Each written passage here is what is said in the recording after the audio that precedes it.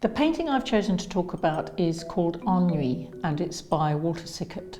Virginia Woolf saw this version of Ennui in a show in London in November 1933, and she then wrote an essay about it. In fact, Sickert asked her to write about him. He said, "I'm a very literary painter and I'd like you to write about me. You understand me." This is Woolf. You remember the picture of the old publican with his glass on the table before him and a cigar gone cold at his lips, looking out of his shrewd little pig's eyes at the intolerable wastes of desolation in front of him. A fat woman lounges, her arm on a cheap yellow chest of drawers behind him. It is all over with them, one feels. The accumulated weariness of innumerable days has discharged its burden on them.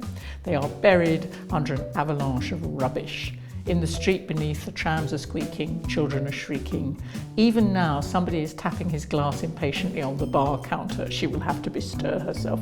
The grimness of that situation lies in the fact that there is no crisis. Dull minutes are mounting, old matches are accumulating, and dirty glasses and dead cigars. Still on they must go, up they must get, and yet it is beautiful. So this is a complete fabrication on the part of Virginia Woolf. There's absolutely nothing in the picture to say that he's a publican, except the fact that he has an empty glass of beer in front of him. But she gets something about it which is absolutely spot on. I love the way she talks about how grim it is and how realistic it is, and yet how it makes a kind of beauty. So what I love about this painting is the dark brightness, the crowdedness of it, the dark lines around each of the figures, the frames, the shadow, the patterns, all that feeling of heaviness and enclosure. It's about confinement. The stuffed birds in the glass dome that she's gazing at wearily are kind of like her.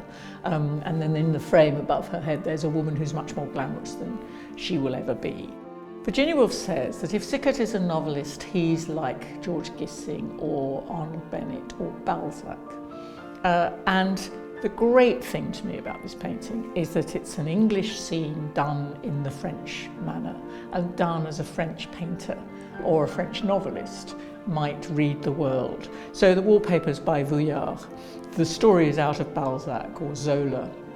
The word ennui is straight out of Baudelaire or Flaubert or Maupassant.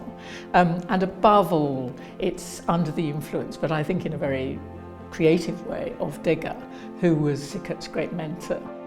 Sickert saw the painter's job as Flaubert saw the novelist's job, as a process of cumulative and silent observation. He thought the painter should stalk their prey like a hunter and be unseen himself. He said it should be a breathless listening, as it were, of the eyes. And I think the listening of the eyes is what's going on wonderfully in this painting.